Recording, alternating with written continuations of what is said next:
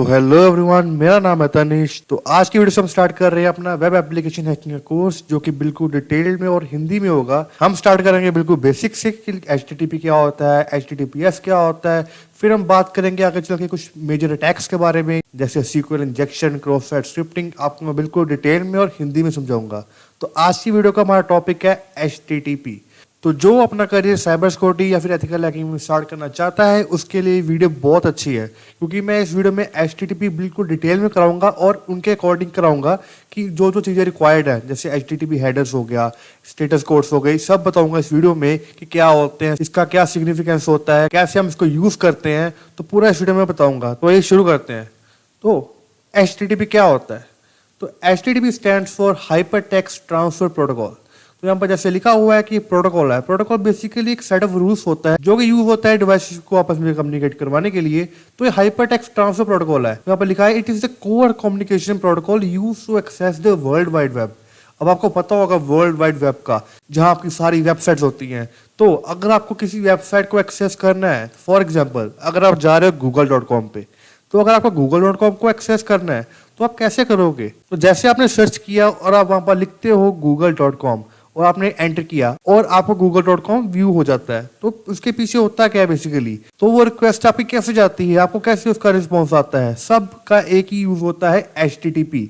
जैसे आप अपना किसी सर्च करते हो, जैसे आपने एंटर किया, कुछ भी किया, तो आपकी पहले HTTP रिक्वेस्ट जाती है। तो बेसिकली HTTP ही यूज होता है आपको वर्ल्ड वाइड वेब को एक्सेस करने के लिए। अगर आपको गूगल को एक्सेस करना है तो आपको HTTP चाहिए होगा, क्योंकि HTTP ही आपकी रिक्वेस्ट करता है और HTTP ही आपको रिस्पॉन्स देता है। फॉर एग्जाम्पल आपने लिखा google.com, जैसे आपने एंटर किया तो पहले जाती है आपकी HTTP रिक्वेस्ट, जिसमें आपकी सारी इंफॉर्मेशन होती है कि आप कौन हो, आप कहाँ विजिट करना चाहते हो। क्योंकि वर्ल्ड वाइड वेब में तो कितना कुछ है, कोई एक वेबसाइट तो है नहीं है, कोई एक google.com तो है नहीं है। तो पहले जाती है हमारी HTTP रिक्वेस्ट, जो हमारी सारी इंफॉर्मेशन लग जाती है google.com को कि मैं google.com को व्यू करना चाहता हूँ, मैं कौन हूँ, सब उसमें होता है।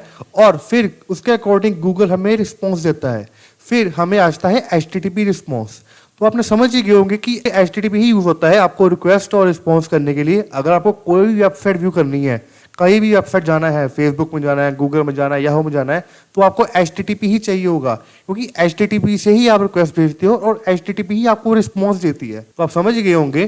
तो फिर नेक्स्ट बात कर देते हैं। यहाँ पर लिखा हुआ है it is a simple protocol that was originally developed for retrieving static text based resources. तो पहले पहले क्या होता था? पहले पहले तो सिंपल पेजेस होते थे, उसमें कुछ इतना ज्यादा होता नहीं था। सिंपल आपको इंफॉर्मेटिव पेजेस होंगे, जैसे आपकी विकिपीडिया हो गया, बस आप जाते हो, सर्च करते हो, रीड करते हो। उसके अलावा तो आप कुछ कर नहीं सकते इस पेजेस में, क्योंकि इसमें कुछ है ही नहीं, बस आप पढ़ सकते हो। तो वो होते हैं हमारे स्टैटिक पेजेस, कि वो स्टैटिक रहते हैं, डायनामिक नहीं होते। और आजकल क्या होता है? आजकल तो हमारे डायनामिक पेजेस होते हैं, जिसको हम बोलते हैं वेब 2.0, जिसमें हम बहुत कुछ कर सकते हैं। और पहले वेबसाइट्स होती थी और आजकल हम बोलते हैं वेब एप्लीकेशंस। क्यों? क्योंकि वो एक तरह का एप्लीकेशन काम करते हैं, वो पूरी डायनामिक होती हैं। आपने देखा होगा, आप जाते हो facebook.com पे, आप सिर्फ वहां पर कोई इन्फॉर्मेशन रीड नहीं कर सकते, आप कितना कुछ कर सकते हो ना। किसी को रिक्वेस्ट भेजी, पोस्ट डाली, वीडियो कॉल कर सकते हो, कॉलिंग भी कर सकते हो, कितना कुछ कर सकते हो। वो सारा डायनामिक है। आप पे बेसिकली फंक्शन परफॉर्म हो रहे हैं, बीच में कुछ चल रहा है, तो वो सब होता है डायनामिक। तो पहले पहले क्या होता था? पहले तो बस स्टैटिक यूज होता था, और तब से लेके आज तक HTTP ही यूज हो रहा है। HTTP यूज होता है आपकी रिक्वेस्ट करने के लिए और आपको रिस्पॉन्स करने के लिए। फिर नेक्स्ट आता है HTTP uses a message based model in which a client sends a request message and the server returns a response message। ये मैंने आपको पहले ही समझा दिया कि कैसे व्यू होता है। तो फॉर एग्जांपल अगर मैं यहाँ पर एक डायग्राम ड्रॉ करता हूँ, आई नो बहुत डीप डायग्राम लग रही है। तो फॉर एग्जाम्पल ये आपका PC है, तो आपका ये PC है और ये किसी google.com है। तो आपने यहाँ पर सर्च किया google.com के बारे में, जैसे आपने सर्च किया और जैसे आपने प्रेस किया एंटर, तो कैसे जाएगा? तो पहले आपकी जाती है HTTP रिक्वेस्ट। तो जहां पर जाती है HTTP रिक्वेस्ट, जैसे आपकी HTTP रिक्वेस्ट गई google.com को, तो उसमें आपकी सारी इंफॉर्मेशन होगी कि आप कौन हो, आप कहाँ व्यू करना चाहते हो। तो जैसे ही HTTP रिक्वेस्ट पहुंची गूगल को, तो वो इस रिक्वेस्ट को देखेगा और देखेगा कि आप क्या चाहते हो, कि आप google.com पे व्यू करना चाहते हो, google.com के कोई पेज के अंदर व्यू करना चाहते हो। तो वो सब चेक करेगा और वो उसी के अकॉर्डिंग आपको रिस्पॉन्स देगा। सेम इट इज अगर आप जाते हो facebook.com पे, तो आपकी रिक्वेस्ट जाती है फेसबुक के सर्वर को और आपको रिस्पॉन्स आता है। तो ऐसे हम यूज करते हैं हमारी HTTP का। तो हमने देखा होगा कि अगर आपको एक्सेस करना है वर्ल्ड वाइड वेब में किसी भी वेबसाइट को, गूगल हो गया, फेसबुक हो गया, तो आपको क्या चाहिए, आपको चाहिए HTTP। HTTP ही आप रिक्वेस्ट करते हो और HTTP ही आपको रिस्पॉन्स आता है। तो ये इसके लिए हम यूज होता है हमारा HTTP। फिर नेक्स्ट बात करते हैं हम HTTP रिक्वेस्ट। जैसे मैंने बताया कि आपकी रिक्वेस्ट जाती है, अब रिक्वेस्ट में आपकी सारी इंफॉर्मेशन होती है। एक सिंपल कोई प्रोटोकॉल नहीं है कि आपने बस क्लिक किया आपका चला गया, नहीं, इसमें बहुत कुछ इन्वॉल्व होता है। यहाँ पर लिखा होगा all HTTP messages request and responses consist of one और more headers each on a separate line followed by a mandatory blank line followed by optional message body. तो क्या होता है, जैसे मैंने बताया कि HTTP आपकी जाती है रिक्वेस्ट जिसमें आपकी सारी इंफॉर्मेशन होती है, और उन HTTP रिक्वेस्ट में होते हैं हेडर्स। हेडर्स में आपकी सारी इंफॉर्मेशन होती है। तो यहाँ पर एक एग्जांपल दे रखी है, ये सारे आपके HTTP रिक्वेस्ट के हेडर्स हैं। बेसिकली ये सारी आपकी इंफॉर्मेशन जा रही है। तो यहाँ पर बहुत कुछ है देखने वाला। तो जैसे मैं आपको दिखाता हूँ यहाँ पर, तो ओके, तो जैसे हमारा पहले यहाँ पर लिखा आ रहा है गेट, तो गेट हमारा मेथड्स होते हैं। मेथड्स बेसिकली कि मैं क्या एक्शन परफॉर्म करना चाहता हूँ। अगर मैं उस वेबसाइट पे विजिट कर रहा हूँ, मैंने HTTP रिक्वेस्ट भेजी, अब HTTP रिक्वेस्ट में ये भी होगा ना कि मैं उस पर क्या एक्शन परफॉर्म कर रहा हूँ, मैं उस वेबसाइट में क्या एक्शन परफॉर्म करना चाहता हूँ। और आपने देखा हो, अगर आप सर्च करते हो सिंपल facebook.com, तो आप सिंपल लिखते हो facebook.com और आपको वहां से फेसबुक की वेबसाइट आ जाती है। तो वो सिंपल है, वहां से आप फेसबुक की वेबसाइट को रिट्रीव कर रहे हो। बस आप एक रिक्वेस्ट भेज रहे हो और आपको फेसबुक की वेबसाइट मिल रही है। तो वो होती है हमारी gate request. Gate request basically हमारी यूज होती है रिट्रीविंग के लिए। मैं आगे जाके आपको उसकी और भी काफी डिटेल इन्फॉर्मेशन दूंगा। अब यहाँ पर हमारे दो मेन मेथड्स होते हैं, गेट और पोस्ट। गेट तो मैंने बता दिया कि आपको अगर फेसबुक का पेज रिट्रीव करना है, किसी बस आपको रिट्रीविंग करनी है, तो आप गेट मेथड यूज करते हो। फिर आता है post method. Post method for example अगर आपका है लॉगिन पेज, तो लॉगिन पेज में तो आप कुछ फिल कर रहे हो ना, कुछ क्रिएट कर रहे हो, कुछ अपडेट कर रहे हो, कुछ भी कर रहे हो, तो आप फॉर्म में डाल रहे हो, सर्च बार हो गया, कुछ भी हो गया, तो उसमें हमारी जाती है पोस्ट रिक्वेस्ट। तो आगे चल के इसकी पूरी डिटेल इन्फॉर्मेशन दूंगा पोस्ट रिक्वेस्ट के बारे में, गेट क्या होती है और भी काफी होती है। फिर नेक्स्ट हमारा यहाँ पर आता है HTTP 1.1। तो ये क्या है, ये हमारा HTTP का वर्जन है जो कि मैं यूज कर रहा हूँ, जो कि क्लाइंट यूज कर रहा है HTTP रिक्वेस्ट भेजने के लिए पर्टिकुलर सर्वर पे। तो ये हो गया हमारा वर्जन। फिर यहाँ पर देख सकते हैं ये सारे हमारे हेडर्स हैं। ये हेडर हो गया और ये हेडर की वैल्यू है। तो मैंने अपनी पहले भेजी HTTP रिक्वेस्ट और मैं बताऊंगा कि मैं क्या एक्सेप्ट करना चाहता हूँ, कि जो मैं क्लाइंट हूँ, जो मैं रिक्वेस्ट भेज रहा हूँ, तो मैं एक्सेप्ट क्या करना चाहता हूँ। यहाँ पर देख सकते हैं आप क्या क्या एक्सेप्ट करना चाहते हैं। यहाँ पर कितना कुछ है, इमेजेस हो गया, HTML पेज हो गया, इमेजेस हो गया, अब तो सब एक्सेप्ट करना चाहते हैं आप इस पे। फिर आता है रेफरर। रेफरर क्या होता है, रेफर बेसिकली काफी इंपॉर्टेंट हेडर है यहाँ पर भी एक। तो इसमें होता क्या है, रेफर बताता है कि मैं कहाँ से आ रहा हूँ। तो फॉर एग्जाम्पल अगर आप चला रहे हो facebook.com, तो आपको वहां पर किसी वेबसाइट का लिंक मिल जाता है। आपके वहां पर फ्रेंड ने, किसी ने लिखा है कि ये मेरी वेबसाइट है, यहाँ पर व्यू करो, या कहीं भी हो गया। तो जैसे आप उस लिंक पे क्लिक करते हो, जैसे आप उस वेबसाइट पे क्लिक करते हो, तो पहले आपकी क्या जाती है, आपकी उस वेबसाइट को जाएगी आपकी HTTP रिक्वेस्ट, जिसके अंदर आपकी सारी डिटेल्स होंगी कि आप कहाँ जाना चाहते हो, कौन हो आप, बेसिकली ये हो गया। तो जैसे आपने उस क्लिक किया लिंक पे, उसको जाएगी आपकी HTTP रिक्वेस्ट। पर उस रिक्वेस्ट में एक एडिशनल हेडर भी जाएगा जो कि होता है हमारा रेफरर। रेफरर बताएगा कि मैं कहाँ से आ रहा हूँ। तो मैं पहले था facebook.com पे और फिर मैं गया उस लिंक पे जो कि मेरे फ्रेंड ने मेरे को बताया था। तो मैं facebook.com के अंदर से उस लिंक को क्लिक कर रहा था, तो रेफरर में मेरा facebook.com ही आएगा। रेफरेंस बेसिकली ही बताएगा कि मैं कहाँ से आ रहा हूँ। तो ये इसके लिए यूज होता है हमारा रेफरर। फिर नेक्स्ट आ गया एक्सेप्ट लैंग्वेज। ये आप समझ ही गए होंगे कि मैं कौन सी लैंग्वेज एक्सेप्ट करना चाहता हूँ। यहाँ पर लिखा है इंग्लिश। फिर नेक्स्ट आता है यूजर एजेंट। तो यूजर एजेंट में आपकी पूरी डिटेल होंगी आपके बारे में कि आप कौन सा ब्राउजर यूज कर रहे हो, आपका वर्जन क्या है। तो बेसिकली आपका ये पूरा एक तरह का बैनर होता है, तो ये बताता है कि आप क्या यूज कर रहे हो। फॉर एग्जाम्पल अगर आप खोलते हो facebook.com अपने मोबाइल में, तो जो भी उसका स्ट्रक्चर होता है, जो भी इसकी वेबसाइट होती है, वो मोबाइल के अकॉर्डिंग आती है। अगर आप खोलते हो अपने लैपटॉप में, तो वो लैपटॉप के अकॉर्डिंग आती है।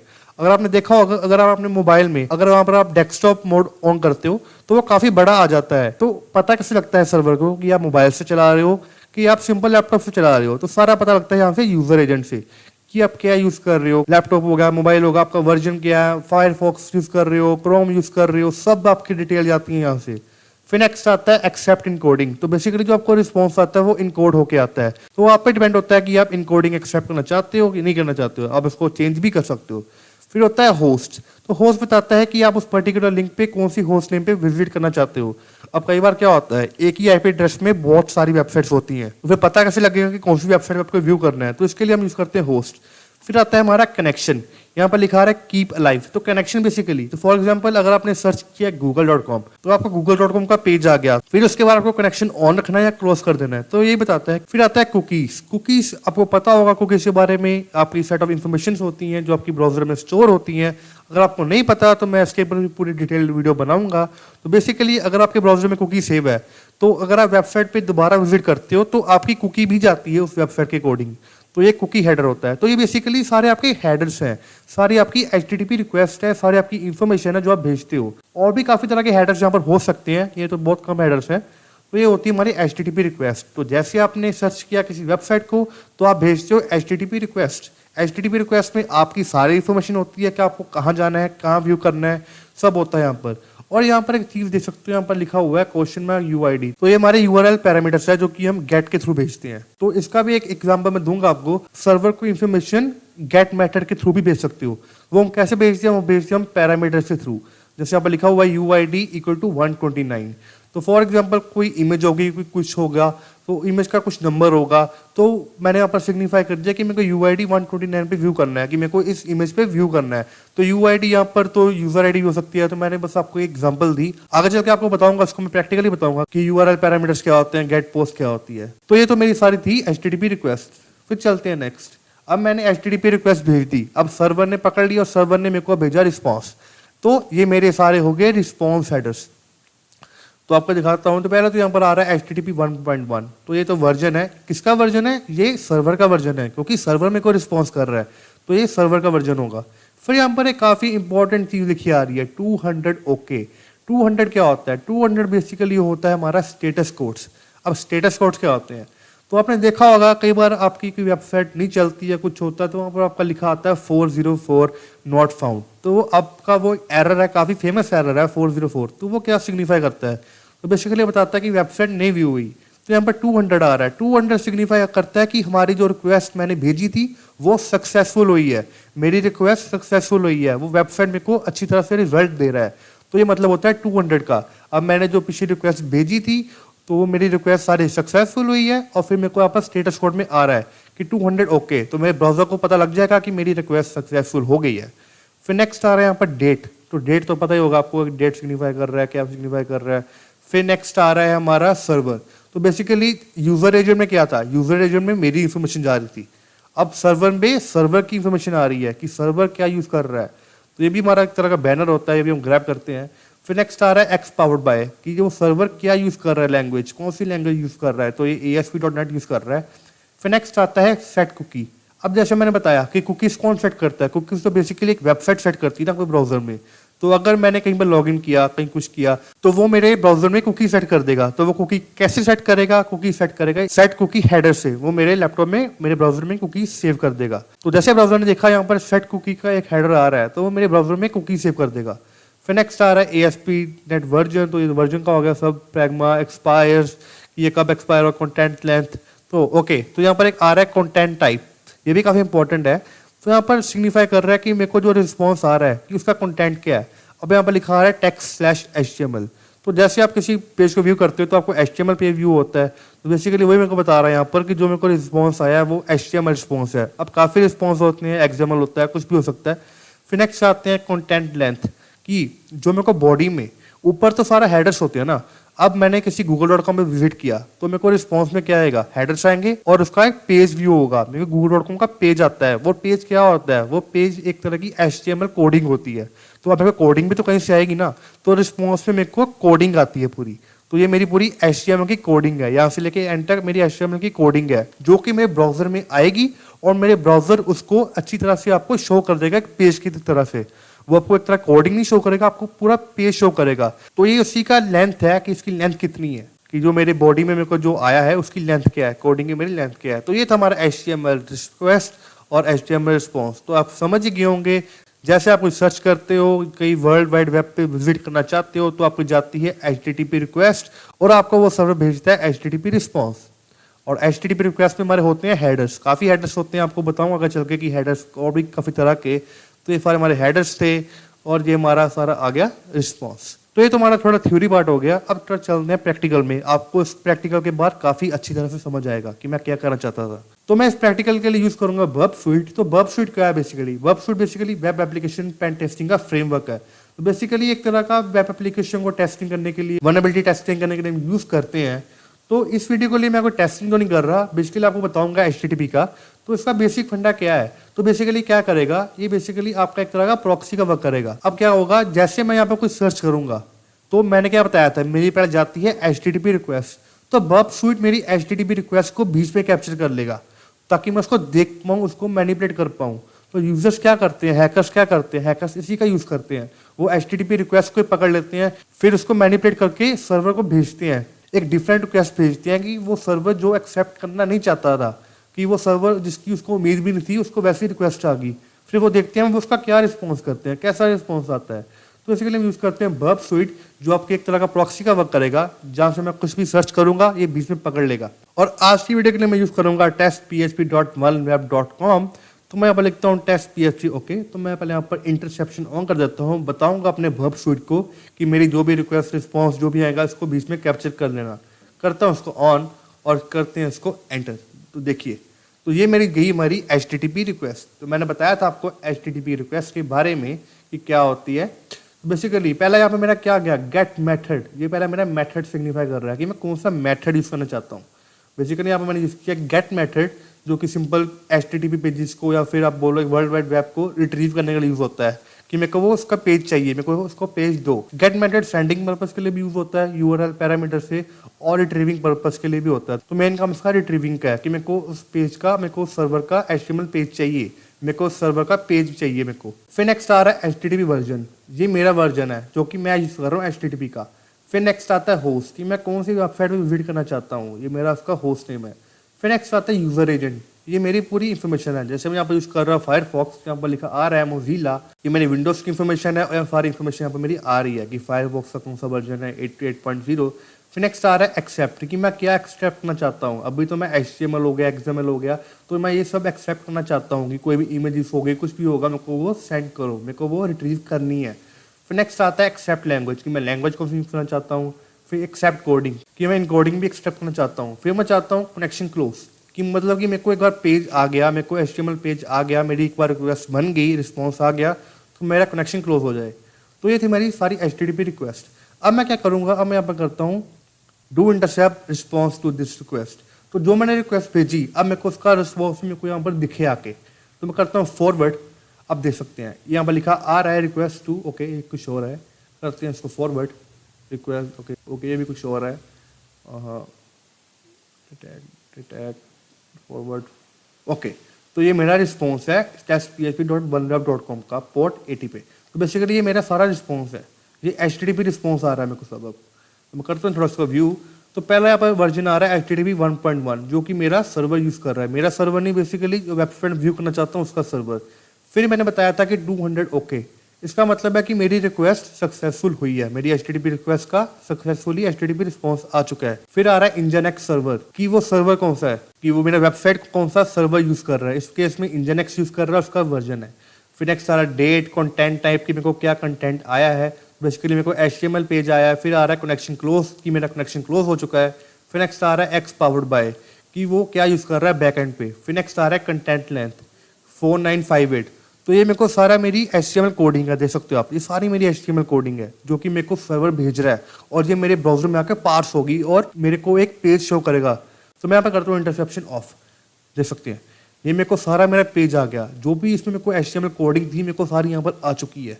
तो ऐसे हम यूज करते हैं अपनी HTTP रिक्वेस्ट का और HTTP रिस्पॉन्सेज का। आप समझ गए होंगे कि मैंने कुछ सर्च किया तो मेरी HTTP रिक्वेस्ट गई और मेरे को रिस्पॉन्स भी इसी के अकॉर्डिंग आया और वो मेरे ब्राउजर में आकर स्टोर हो गया।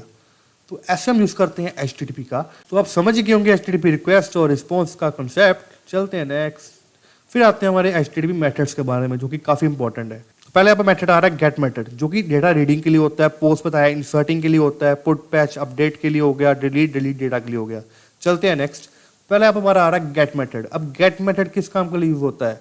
बेसिकली यहाँ पर लिखा हुआ है get method is design to retrieve resources. मैं बताया आपको कि अगर मैं google.com विजिट कर रहा हूँ तो मेरे को पहले google.com का पेज चाहिए ना, मेरे को उससे कुछ रिट्रीव करना है, मेरे को उससे कुछ लेना है कि मैं उसको व्यू कर सकूँ। तो मैं गेट मेथड यूज करता हूँ। तो पहले मेरी रिक्वेस्ट जाती है गेट मेथड की ही। फिर यहाँ पर लिखा आता है it can be use to send parameters to the requested resources in the URL query string. मैंने बताया कि गेट मेथड से हम कुछ सेंड भी कर सकते हैं, हम सर्वर को कुछ बता भी सकते हैं मेरे को कहाँ व्यू करना है, तो हम उसके लिए भी गेट मेथड यूज करते हैं। यहाँ पर एक एग्जांपल दी हुई है, आपको मैं एक प्रैक्टिकल करके दिखाता हूँ इसका। तो फॉर एग्जाम्पल यहाँ पर देख सकते हैं, यहाँ पर लिखा हुआ है कुछ ब्राउज आर्टिस्ट, यहाँ पर आर्टिस्ट दिखा, तो ये मेरे आर्टिस्ट का नेम है। तो मैं करता हूँ यहाँ पर इंटरसेप्शन ऑन, यहाँ पर कैप्चर करता हूँ, देख सकते हैं। अब मैंने यहाँ पर क्लिक किया, जैसे मैंने क्लिक किया तो इस आर्टिस्ट की कोई वैल्यू होगी, तो मैं ब्राउजर को बताऊंगा कि मेरे को इस वैल्यू के आर्टिस्ट की इंफॉर्मेशन दो, मेरे को इस वैल्यू के आर्टिस्ट की रिस्पॉन्स दो। तो यहाँ पर देख सकते हैं मेरा गेट मेथड में क्या गया, मेरा पैरामीटर गया, उसने बताया आर्टिस्ट जिसकी वैल्यू 1 है, मेरे को उसकी रिक्वेस्ट कर रहा हूँ, अब मेरे को उसी का रिस्पॉन्स चाहिए। तो मैं सर्वर को यहाँ पर कुछ बता भी सकता हूँ, कुछ यहाँ पर पैरामीटर्स भी भेज सकता हूँ, कुछ यहाँ पर इंफॉर्मेशन भी भेज सकता हूँ मैं गेट मेथड के थ्रू। अगर मैं करता हूँ डू इंटरसेप्ट रिस्पॉन्स, तो करता हूँ इसको मैं फॉरवर्ड, ओके, तो ये मेरे को यहाँ पर रिस्पॉन्स भी आ गया, उसी के अकॉर्डिंग रिस्पॉन्स आया मेरे को। तो मैं करता हूँ इसको इंटरसेप्शन ऑफ, यहाँ पर देख सकते हैं कि ये मेरे को उसी आर्टिस्ट के अकॉर्डिंग रिस्पॉन्स आया जो मैंने रिक्वेस्ट की थी, जिसकी मैंने वैल्यू भेजी कि मेरे को इस वैल्यू के आर्टिस्ट की रिस्पॉन्स चाहिए, तो मेरे को उसी वैल्यू के आर्टिस्ट का रिस्पॉन्स यहाँ पर आया। तो यहाँ पर देख सकते हैं, यहाँ पर यूआरएल में भी लिखा आ रहा होगा कुछ UID artist equal to 1, okay, यहाँ पर भी लिखा आ रहा है आर्टिस्ट इक्वल टू 1, तो मेरे को ये आर्टिस्ट इक्वल टू 1 की वैल्यू यहाँ पर आ चुकी है। तो ये ऐसे हम यूज करते हैं हमारी क्वेरी स्ट्रिंग। चलते हैं वापस, आप समझ गए होंगे एचटीटीपी गेट का यूज क्या होता है, रिट्रीव करने के लिए होता है और सेंडिंग पर्पस के लिए भी होता है। और फिर यहाँ पर लिखा आ रहा है get request can be cash, gate request remain in the browser history. तो बेसिकली यहाँ पर मतलब क्या है इसका, request remain in the browser history. तो गेट रिक्वेस्ट बेसिकली हमारी होती है हमारे यूआरएल में। तो अगर मैं कुछ सर्च करता हूँ, google.com सर्च करता हूँ, तो google.com मेरे यूआरएल में शो होता है ना। तो यहाँ पर अगर मैंने कुछ यहाँ पर सेंड भी किया, पैरामीटर्स भी यहाँ पर सेंड भी किया, तो मेरे को यहाँ पर पैरामीटर्स में भी यहाँ पर शो हो रहा है, मेरे को सब यहाँ पर यूआरएल में शो हो रहा है। तो बेसिकली ये सारा मेरा यूआरएल है। तो अगर मैं हिस्ट्री में जाता हूँ, तो हिस्ट्री में मेरा क्या दिखता है, हिस्ट्री में मेरे को मेरा यूआरएल दिखता है। तो इसलिए हम कहते हैं कि गेट मेथड को हम ब्राउजर हिस्ट्री में भी दे सकते हैं, क्योंकि वो सारा यूआरएल में शो होता है। फिर यहाँ पर लिखा आ रहा है get request can be book marked. अब आप किसी वेबसाइट की यूआरएल को बुकमार्क भी कर सकते हो, आपको पता होगा। फिर नेक्स्ट आता है get request should never be used to dealing with sensitive data. तो इसका मतलब क्या है, तो फॉर एग्जांपल अगर मैं किसी सर्वर को अपना यूजर नेम और पासवर्ड भेज रहा हूँ, अगर तो यूजर नेम और पासवर्ड मेरा गेट मेथड के थ्रू गया, अगर यूजर नेम और पासवर्ड मैं इसी के अकॉर्डिंग यहाँ पर भेज सकता हूँ। अगर मेरे यूआरएल पैरामीटर में मेरा यहाँ पर नेम ये होता और मेरा पासवर्ड ये होता, तो वो कितना सेंसिटिव डेटा है, तो वहाँ पर मेरी कॉन्फिडेंशियलिटी ब्रेक हो सकती है। क्यों? क्योंकि वो मेरे यूआरएल में शो हो रहा है ना। तो यूआरएल तो मेरी हिस्ट्री में भी आ जाएगा। अगर कोई मेरा डेटा स्निफ भी कर रहा है, तो स्निफ कर रहा है उसको मेरा सब यूआरएल तो दिखेगा कि मैं कहाँ व्यू कर रहा हूँ। तो वो सारी कॉन्फिडेंशियल इमेज होती है कि जो मेरे को यूआरएल में शो नहीं करनी है, क्योंकि यूआरएल तो सबको दिखता है। अगर फॉर एग्जाम्पल मैंने बताया था आपको रेफरर का, अब रेफरर क्या होता है, अगर मैं किसी वेबसाइट से दूसरी वेबसाइट पर जा रहा हूँ, तो अगर मैं फेसबुक से कहीं और वेबसाइट पे गया और फेसबुक ने मेरा डेटा जो मेरे यूआरएल में शो कर रहा है वो मेरे गेट मेथड में शो कर रहा है, तो बेसिकली क्या होगा, रेफरर में तो मेरा जो मैं वेबसाइट व्यू कर रहा हूँ उसको तो रेफरर से मेरा फेसबुक का यूआरएल दिखेगा ना, और फेसबुक के यूआरएल में तो मेरी सारी इन्फॉर्मेशन होगी, अगर तो मेरी सारी सेंसिटिव डेटा मेरे गेट मेथड के थ्रू जा रहा है। तो इसलिए गेट मेथड को हम कभी भी सेंसिटिव डेटा के लिए यूज नहीं करते हैं। फिर यहाँ पर लिखा रहा है get request have length restrictions. अब आपका बहुत ज़्यादा बड़ा तो यूआरएल हो नहीं सकता ऑब्वियसली। फिर यहाँ पर लिखा आ रहा है get request are only use to request data not modify. अब इसका मतलब आप नेक्स्ट समझ आएंगे क्या करना चाहता रहा मैं यहाँ पर। फिर यहाँ पर लिखा आ रहा है post method. Post method is use to send data to server to create updated resource. तो फॉर एग्जाम्पल अगर आप चाहते हो कि आपको एक नया अकाउंट बनाना है, तो वहाँ पर आपका फॉर्म होता है। फॉर्म में आप भरते हो अपना यूजर नेम पासवर्ड जो भी आपकी ईमेल या नया अकाउंट बनाने के लिए, तो वो सारी आपकी जाती है पोस्ट मेथड के थ्रू, वो कभी भी गेट मेथड के थ्रू नहीं जाती है। इसलिए हम कहते हैं कि हमेशा हमारा पोस्ट मेथड यूज होना चाहिए, क्योंकि पोस्ट मेथड हमारे बॉडी में इंसर्ट होता है। और आपको पता होगा बॉडी तो शो होती नहीं है, आपको केवल यूआरएल शो होता है, तो वो बॉडी में शो होगा। तो आपको यहाँ पर मैं थोड़ी एग्जांपल दूं, तो चलते हैं वापस यहाँ पर। Okay, sign up. तो यहाँ पर एक पेज है, मैं करता हूँ इंटरसेप्शन ऑन, यहाँ पर मैं लिखता हूँ टेस्ट बाय टेस्ट। तो जब मैं किया मैंने यहाँ पर लॉग इन, जैसे मैंने लॉग इन किया देख सकते हैं मेरे यहाँ पर पोस्ट मेथड यूज हुआ है, क्योंकि मैं इसमें कुछ सेंड कर रहा हूँ डेटा को। आप कहोगे अब यूआरएल पैरामीटर भी हम सेंड करने के लिए यूज करते थे, पर यूआरएल पैरामीटर हम कुछ बताते हैं उसको, हम कुछ यहाँ पर चेंज या मॉडिफाई नहीं कर सकते यूआरएल पैरामीटर से। यूआरएल पैरामीटर्स तो पहले से किसी चीज को सिग्निफाई करता है ना, पहले से ही उसने आर्टिस्ट की आईडी यूआईडी 1 थी, तो हमने बताया कि यूआईडी 1 का हमको आर्टिस्ट चाहिए। पर अगर मेरे को लॉग इन करना है, कुछ सर्च करना है, कुछ करना है, तो इसके लिए मैं यूज करता हूँ पोस्ट मेथड। देख सकते हैं कि पोस्ट मेथड में मेरा अब यूआरएल में कुछ नहीं जा रहा, अब मेरा बॉडी में जा रहा है यूनेम इक्वल टू टेस्ट और टेस्ट। ये मेरा यूजर नेम पासवर्ड है जो कि मेरा बॉडी में जा रहा है, अब मेरा यूआरएल में नहीं जा रहा कुछ भी यहाँ पर। तो अगर मैं यहाँ पर इंटरसेप्शन ऑफ करता हूँ तो यहाँ मेरा लॉगिन हो चुका हूँ, यहाँ पर मेरा यूआरएल में कुछ नहीं आया। तो इसलिए हम कहते हैं कि हमें गेट मेथड को कभी भी सेंसिटिव डेटा के लिए यूज नहीं करना चाहिए। और यहाँ पर समझ के इसका point, get request are only use to request data not modify. मैं बस गेट मेथड का रिक्वेस्ट करने के लिए यूज कर सकता हूँ।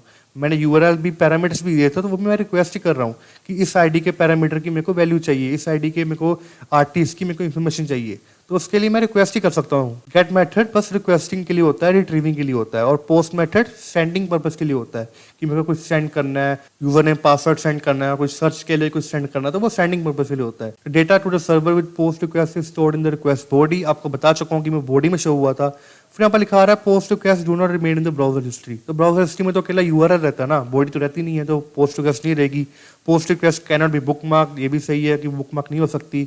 और request have no length restriction. अब इसमें लेंथ, डेटा लेंथ जितनी मर्जी हो सकती है, बस आपको वहाँ पर सिग्निफाई करना है कि कंटेंट लेंथ कितनी है और लेंथ आपकी कितनी भी हो सकती है। आई होप आप समझ चुके होंगे गेट और पोस्ट का मेथड का यूज। फिर यहाँ पर हमारे कुछ और मेथड्स हैं जो कि काफी यूज होते हैं। पहला आता है हेड मेथड।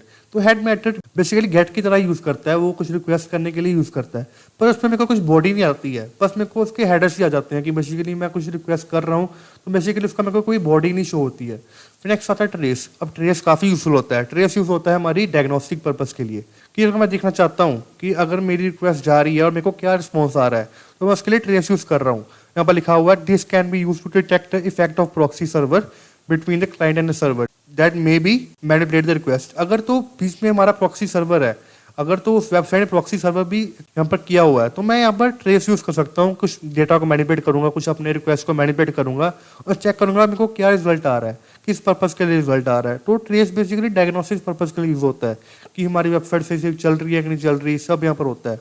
फिर यहाँ पर नेक्स्ट आता है ऑप्शन। ऑप्शन बेसिकली सिग्निफाई करता है कि मैं कौन कौन से हेडर्स यहाँ पर भेज सकता हूँ, कौन कौन से मेरे को हेडर अवेलेबल है जो कि मैं सर्वर को भेज सकता हूँ, तो इसके लिए यूज करते हैं हम ऑप्शन। फिर आता है पुट। पुट बेसिकली कुछ वहाँ पर अपलोड करने के लिए यूज होता है कि अगर मेरे को कुछ फाइल अपलोड करनी है, कुछ पिक्चर अपलोड करनी है, तो उसके लिए हम पुट यूज करते हैं। तो आई होप आप समझ चुके होगा कि मेथड्स क्या यूज होते हैं। गेट बेसिकली रिट्रीविंग करने के लिए यूज होता है, रिक्वेस्ट करने के लिए यूज होता है, मेरे को कुछ रिट्रीव करना है तो ये मेरा गेट यूज होता है। पोस्ट बेसिकली कुछ सेंडिंग पर्पस के लिए होता है कि मेरे को वहाँ पर सेंड करना है, क्रिएट करना है, अपडेट करना है, कुछ सर्च करना है, उसके लिए हम यूज करते हैं पोस्ट। लॉगिन वगैरह के लिए हम पोस्ट ही यूज करते हैं। फिर हमारे कुछ एडिशनल हेडर्स हैं जो कि काफी यूज में होते हैं। फिर चलते हैं नेक्स्ट HTTP हेडर्स। अब बात आती है हेडर्स के बारे में। अब हेडर्स क्या थे, मैंने बताया कि जब आप रिक्वेस्ट करते हो, आपका रिस्पॉन्स आता है, आपको हेडर्स आते हैं, आप हेडर्स भेजते हो। हेडर्स में आपकी सारी इन्फॉर्मेशन होती है जो कि आप भेजते हो और जो कि आपको रिस्पॉन्स में आती है। तो यहाँ पर हेडर्स बताए थे, जैसे मैंने आपको, चलते हैं थोड़ा बैक, मैंने आपको हेडर्स बताए थे, तो ये थोड़े हेडर्स थे। तो आपको और भी काफी ज्यादा हेडर्स यहाँ पर बताऊंगा आपको जो कि आपके यूज होते हैं आपके साइबर सिक्योरिटी और एथिकल हैकिंग करियर में। तो ये तुम्हारे हो गए जनरल हेडर्स। तो ये पहला बताता है connection, tell the end of communication whether it should be close और it should be keep alive. तो मैंने बताया था आपको कनेक्शन आपको क्लोज करना है, कीप अलाइव करना है एक रिक्वेस्ट के बाद। फिर नेक्स्ट आता है कंटेंट इनकोडिंग कि आपको किस तरह की इनकोडिंग यूज करनी है, जैसे उस केस में gzip था। फिर नेक्स्ट आता है कंटेंट लेंथ कि आपको बॉडी में जो रिस्पॉन्स आ रहा है कि उसकी लेंथ कितनी है, आपको कितनी लेंथ का आपको कुछ, फॉर एग्जाम्पल अगर आपका HTTP पेज है तो वो कितनी लेंथ का, टोटल लेंथ का पेज है वो।